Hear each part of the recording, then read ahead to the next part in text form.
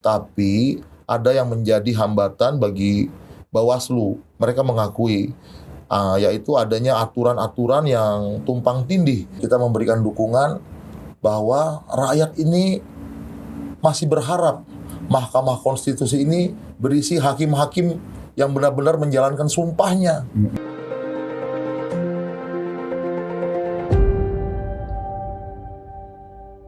Selamat datang di podcast Persisi Brawijaya. Kali ini kita akan kembali membahas soal MK yang sekarang ini sedang memproses PHPU yang digugat oleh paslon 01 dan 03. Nah, tentang MK ini ya, proses di PHPU ini, kita akan berbincang dengan Bung Ronald Mulia Sitorus. Selamat datang. Ya, siap. Terima kasih Pak Sigit. Ya. Ini kayaknya Anda rajin banget ya kemarin demo-demo di Bawaslu, di KPU juga ya. Karena di MK juga ya? Di MK juga, pertama Bawaslu tanggal 19 Februari. Kemudian berlanjut ke Bawaslu lagi, DPR RI, lalu KPU, dan Mahkamah Konstitusi. Ngomong-ngomong apa sih yang diperjuangkan dari itu? Yang kita perjuangkan ini bukan sekedar pemenangan capres atau cawapres, bukan sekedar pemenangan yang menjadi dukungan relawan, bukan ya. Tapi ini murni karena demokrasi yang sedang terciderai oleh kepentingan penguasa yang sangat terlihat sejak awalnya pemilu, begitu kira-kira Pak Sigit. Iya. Terus apa harapannya kesananya itu dari proses-proses ini? Ya. Harapannya ya kita bisa berharap begini loh. Yang kita harapkan adalah demokrasi ini bisa berjalan dengan baik. Yang pertama kebebasan berpendapat, pemilu yang sehat, pemilu yang netral, pemilu yang tidak berat sebelah, pemilu yang tidak untuk kepentingan keluarganya sendiri, pemilu yang benar-benar memilih pemimpin yang benar-benar dikehendaki oleh rakyat, pemilu yang mekanismenya benar-benar jujur dan adil. Kira-kira seperti itu, Pak Sigit. Berarti bisa dikatakan pemilu kemarin itu nggak jujur dan adil ya? Ya, saya tidak bilang seperti itu juga, tapi ya kenyataannya memang seperti itu, Pak Sigit. Bisa dirasakan. Ya, sangat dirasakan. Susah diungkap. Susah diungkapkan. Ya. Seperti angin gitu. Dirasakan bisa, tapi iya. Ya. Seperti ungkapan konyol ya mungkin ya gitu. Seperti apa sih orang jatuh cinta ya? Seperti pipis di kolam renang, tidak terlihat tapi terasa hangatnya. Kira-kira seperti itu kecurangan umumnya kayak gitu ya. Ya. Jadi begini, sejak awalnya saja kita sudah melihat kejanggalan tentang aturan batasan usia yang tiba-tiba dirubah. Tiba-tiba dirubah, ada apa sih kok tiba-tiba dirubah? Tiba-tiba ada yang menggugat di Mahkamah Konstitusi tentang batasan usia. Dan akhirnya ternyata hakim yang ada di sana, ketua MK-nya justru ada keterikatan keluarga dengan seseorang yang menjadi calon wakil presiden yang mengajukan untuk menjadi calon pada waktu itu, kan gitu Pak. Tapi ini kan sekarang sudah sampai tahap PHPU ya, di MK ya. Jadi ibaratnya itu rentetan peristiwa itu sekarang sudah sampai proses hampir terakhir nih. Ya. Karena untuk mengesahkan presiden dan wakil presiden kan nunggu tanggal 22 April nanti yang keputusannya akan dikeluarkan oleh Mahkamah Konstitusi. Nah, sekarang kan Bung Ronald ini kan sedang mengawal di MK ya. Iya, betul. Ya, apa ini? Supportnya apa ini di MK ini? Supportnya kita memberikan, agendanya apa ini gitu? Kita memberikan dukungan sebenarnya kepada semua para hakim yang ada di Mahkamah Konstitusi. Kita memberikan dukungan bahwa rakyat ini masih berharap Mahkamah Konstitusi ini berisi hakim-hakim yang benar-benar menjalankan sumpahnya. Sumpah agar berpijak di atas kebenaran dalam setiap putusan-putusan, dalam setiap yang mereka putuskan dalam persidangan. Iya, jadi mereka tidak lagi menghamba kepada kekuasaan, apalagi membenarkan kecurangan. Itu aja harapannya sebenarnya. Tapi kan ini proses masih sampai tanggal 22 April ya. Jadi cukup waktu, mungkin ada jeda nanti untuk libur Lebaran, pulang kampung ya. Iya. Nah, sebenarnya kan dari keputusan MK ini ada tiga opsi ya. Iya. Pertama, diterima. Itu pasti menyenangkan pihak penggugat. Iya. Yang kedua, diterima sebagian. Iya. Nah, kita nggak tahu nih reaksinya kayak apa ini. Iya. Ya kan? Apakah kelanjutan dari aturan ini nanti punya implikasi hukum atau implikasi politik, kita belum tahu. Iya. Yang ketiga, ditolak. Iya. Kalau ditolak ya pasti itu sikap dari Perludem gimana nanti kalau seperti itu? Kira-kira seperti apa? Misalkan kalau diterima ya oke lah, pasti ada turunannya nanti kan. Misalkan kayak pemungutan suara ulang seperti yang disampaikan atau diskualifikasi paslon 02 seperti tuntutannya 03 atau diskualifikasi Cawapres 02 seperti tuntutan dari 01. Iya. Jadi Kalau Perludem gimana nanti? Menyikapi itu gimana nanti itu? iya. Apakah terus akan mengawal? Ya menyikapinya kita harus tetap optimis ya. Sekalipun sejak awal kita datang ke Bawaslu, aksi ke Bawaslu itu tanggal 19 Februari di Bawaslu ya. Itu 5 hari setelah pencoblosan kita datang ke Bawaslu, kita audiensi Pak. Dengan pihak Bawaslu, kita masuk ke dalam diterima, iya. Termasuk salah satunya ada yang dari Petisi Brawijaya itu mendampingi kita juga. Namanya Bung Burhan dan Bung Kris Chandra waktu itu.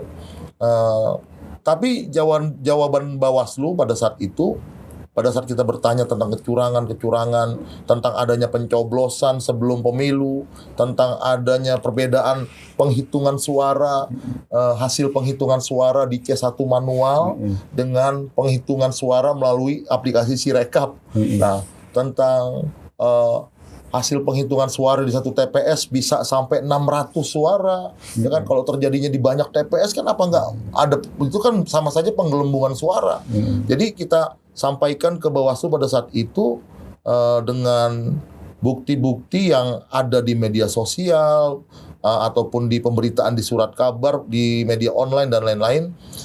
Mereka membenarkan ada kasuistik yang terjadi seperti itu. Tapi ada yang menjadi hambatan bagi Bawaslu. Mereka mengakui, yaitu adanya aturan-aturan yang tumpang tindih. Jadi misalnya contohnya seperti kasus politik uang. Nah ini ada seperti rantai yang terputus. Jadi hanya korwil-korwil yang menjadi tersangka, anggaplah itu kejahatan pemilu, jadi tersangka kesalahan pemilu. Ya kan, mereka melakukan politik uang, tapi calonnya tidak bisa ditindak. Nah ini menjadi hambatan karena ada aturan yang berbeda dari aturan pemilu itu di bawah kementerian apa gitu, saya lupa ya. Tapi itu dijelaskan oleh pihak Bawaslu. Ya. Dan kedua kali kita juga aksi ke Bawaslu lagi, diterima lagi Pak. Diterima lagi, kami masih mendiskusikan hal yang sama tentang kecurangan pemilu. Dan kita aksi ke KPU tidak diterima. Tidak diterima di KPU dan setelah kita berdiskusi di Bawaslu 2 kali, di KPU tidak diterima, kita merasakan bahwa penyelenggara pemilu ini sudah menjadi alat-alat kekuasaan. Kira-kira seperti itu. Nah, jadi di Mahkamah Konstitusi kita betul-betul berharap, kita mendukung semua hakim-hakim yang ada di Mahkamah Konstitusi agar mereka tetap berpijak pada kebenaran. Nah, kita harus siap menjadi sahabat pengadilan, mendukung mereka untuk bergerak menegakkan keadilan terkait pemilu ini. Jadi masih percaya dengan jalur-jalur konstitusi ya? Ya, kita harus optimis. Ya. Betul ya. Karena kalau kita sudah tidak percaya, kalau rakyat sudah tidak percaya kepada hukum, tidak percaya kepada penyelenggara pemilu, tidak percaya kepada pemerintah, itu sudah bahaya Pak. Sudah sangat bahaya. Iya. Itu ngomong-ngomong juga berkoalisi dengan ini nggak, kekuatan masyarakat sipil lainnya? Oh iya. Kayak dari perguruan tinggi, mahasiswa. Iya, gitu. mahasiswa. Kalau mahasiswa kan mereka bukan cenderung ya. Kalau mahasiswa pastinya mereka berangkat dari moralitas. Moralitas sebagai kaum intelektual, sebagai kaum terdidik, sebagai kaum terpelajar yang melihat bahwa kejadian di bangsa kita pada saat ini ya kan semuanya dibenarkan untuk melanggengkan kekuasaan keluarga, kelompok, kolega, dan kroni-kroninya. Nah, mereka mempunyai tanggung jawab moral untuk bergerak. Ujungnya satu mungkin nanti, parlemen jalanan. Ya. Sejauh ini bagaimana cara menyatukan gagasan, menyatukan semangat, menyatukan visi untuk pengawalan ini gimana? Caranya gimana gitu supaya tetap bergerak terus gitu? Ya, kita membangun komunikasi kepada semua kelompok yang cinta kepada demokrasi, yang cinta kepada konstitusi, yang cinta kepada sejarah bangsanya, yang cinta kepada keadilan. Kita rangkul semuanya, kita berkomunikasi dengan teman-teman. Kita tidak peduli mereka siapa, yang jelas selama masih punya satu tujuan, kita berjalan gitu. Betul, iya. Karena begini juga Pak, ada satu hal yang tidak boleh terjadi di negeri ini, yaitu sejarah yang dihapuskan. Betul. Sejarah ini tidak boleh dihapuskan. Reformasi 26 tahun yang lalu, reformasi yang memakan korban, penembakan mahasiswa, kerusuhan, masyarakat sipil. Nah, ini hasilnya adalah apa? Hasilnya adalah adanya Mahkamah Konstitusi, adanya pemilu langsung dipilih dari rakyat, oleh rakyat untuk rakyat. Sudah 2 presiden ya? Iya, sudah 2 presiden dipilih oleh pemilu langsung ini. Lahir dari reformasi. Rahim reformasi ya? Iya. Nah, reformasi ini sekarang kita melihat dengan jelas, dengan mata kepala kita sendiri, kita melihat semuanya ya, bahwa reformasi ini sedang ditebang oleh penguasa saat ini. Itu yang tidak boleh terjadi. Karena mungkin dia nggak mengganggu kali ya?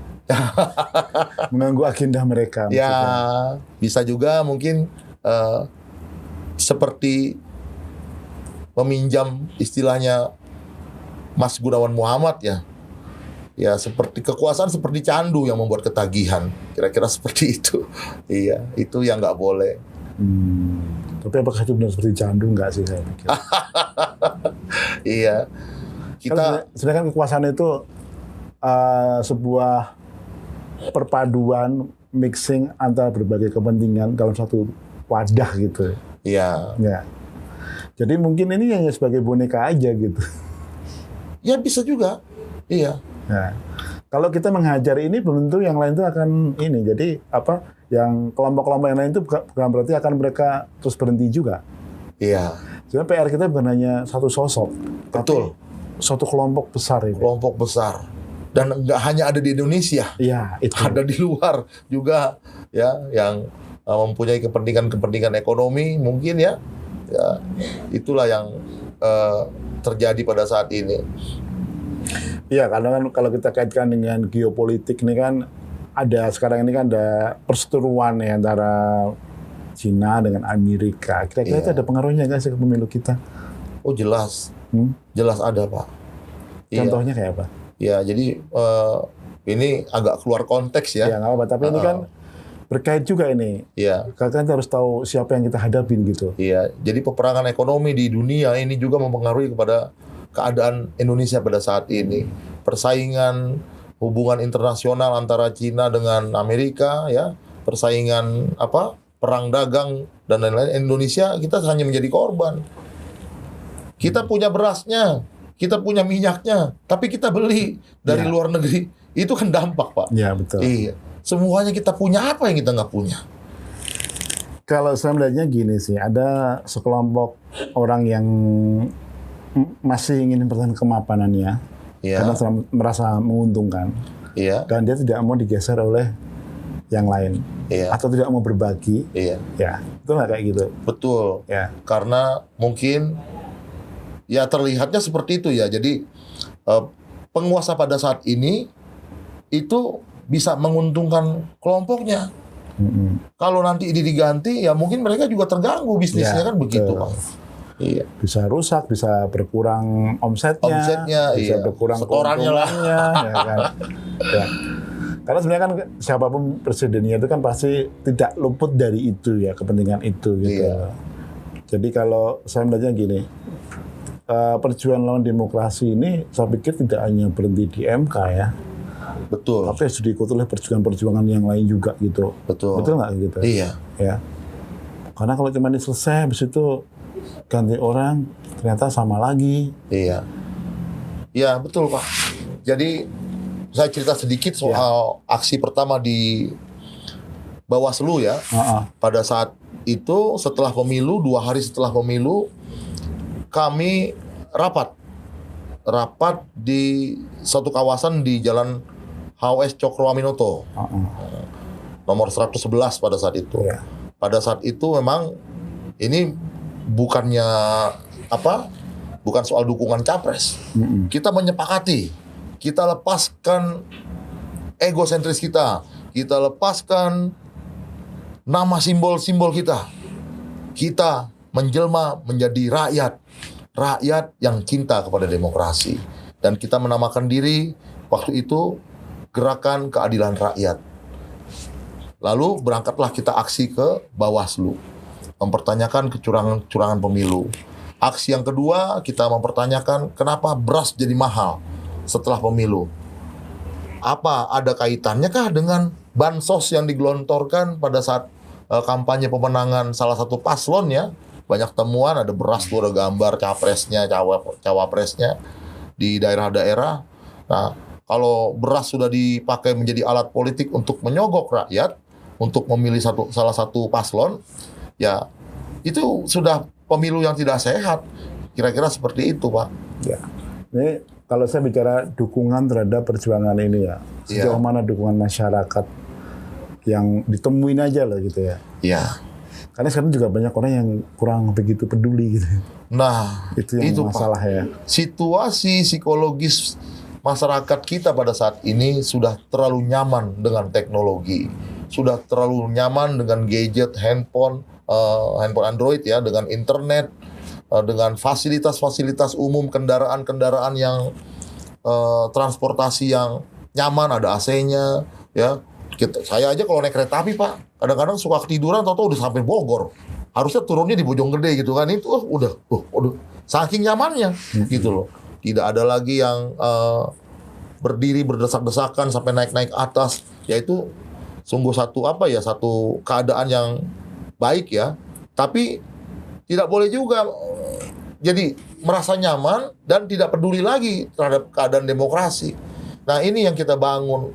Jadi beda dengan kondisi kita pada saat Pak Sigit tentu merasakan dulu 26 tahun yang lalu, bagaimana gelisahnya kita pada saat krisis moneter, bagaimana gelisahnya kita pada saat gejolak ekonomi terjadi, gejolak sosial terjadi kerusuhan dan lain-lain. Akhirnya bangsa kita seperti bangsa yang anarkis, yang mudah marah, mudah merusak, mudah rusuh. Padahal bukan seperti itu juga yang terjadi. Mungkin ada suatu operasi yang tidak terlihat, operasi senyap yang tidak terlihat, karena kan nggak mungkin juga, Pak. Mall sebegitu besar terbakar oleh minyak tanah dan bensin. Pasti ada bahan peledak. Dan ini terjadi di berbagai tempat. Ya kan? Bersamaan lagi. Iya. Yang bisa mengerjakan hal itu ya kita tahu sendiri siapa, bukan masyarakat sipil, kan begitu, Pak. Tapi kondisi sekarang seperti pemilu sekarang ya. Nah, kalau pemilu sekarang masyarakatnya udah merasa nyaman. Nah, ini kita kecurangannya juga, misalnya kecurangan juga dilakukan secara serempak kan itu. Serempak, terjadi di mana-mana. Dan kelihatan tertata banget gitu. Iya, tertata, rapi banget. Rapi gitu. Iya. Dari hulu ke hilir. Iya kan? Iya. Dan ya harapan kita ya Indonesia ini tidak boleh dipimpin oleh orang-orang yang curang. Kalau orang-orang yang curang jadi pemimpin, kita bisa bayangkan seperti apa rakyat nantinya. Kalau misalnya aturan dirubah semena-mena, semau-maunya sendiri untuk kepentingan keluarga, jangan salahkan rakyat. Kalau dari ke jalanan gitu naik motor nggak pakai helm, ngapain saya pakai helm? Dia pikir begitu. Orang yang di atas saja nggak peduli sama hukum, sama konstitusi, kan begitu. Ini bahaya. Makanya ini yang perlu disampaikan kepada pemerintah, ayo dong patuhi hukumnya. Dan di Bawaslu waktu itu juga, waktu saya ditanya oleh wartawan, saya bilang begini, ya kita datang ke Bawaslu menyampaikan aspirasi, ya supaya Bawaslu ini bisa gagah. Tidak peduli dia anak jenderal, tidak peduli dia anak pejabat, anak presiden sekalipun, kalau melakukan kesalahan dalam pemilu, adili dong. Tindak tegas, bila perlu diskualifikasi. Kira-kira apa yang ingin disampaikan kepada publik nih ya, sehubungan dengan proses di MK ini? Iya. apa yang ingin diajak atau ingin dihimbaukan gitu? Ya, mari masyarakat ya, semua kita membuka mata kita, mata hati kita bahwa Mahkamah Konstitusi itu harus kita jaga, harus kita dorong agar mereka percaya, agar mereka bisa mengembalikan marwahnya kembali. Pernah terjadi dulu hakim Mahkamah Konstitusi, ketua Mahkamah Konstitusi, ya inisialnya AM ya yang terlibat kasus korupsi, dan itu sempat membuat masyarakat menjadi tidak percaya lagi kepada Mahkamah Konstitusi. Kepalanya aja, ketuanya aja udah begitu kan istilahnya, bagaimana di bawahnya. Tapi sekarang jangan dong. Ayo bangkitkan kembali marwah Mahkamah Konstitusi agar mereka bisa bekerja untuk berjuang menjaga demokrasi, menjaga konstitusi, dan menegakkan keadilan di negeri ini. Terima kasih Bung Ronald. Siap, Pak Sigit. Terima kasih. Ya. Iya, tadi optimisme dari Bung Ronald harus ikut kita jaga juga ya. Bagaimana kita semua harus tetap berjuang untuk menegakkan keadilan yang memang menjadi tanggung jawab kita sebagai rakyat Indonesia. Karena kalau yang peduli bukan kita, siapa lagi ya? Itu ya Bung ya? Betul. Iya. Terima kasih, kita berjumpa lagi di podcast-podcast berikutnya. Merdeka! Merdeka!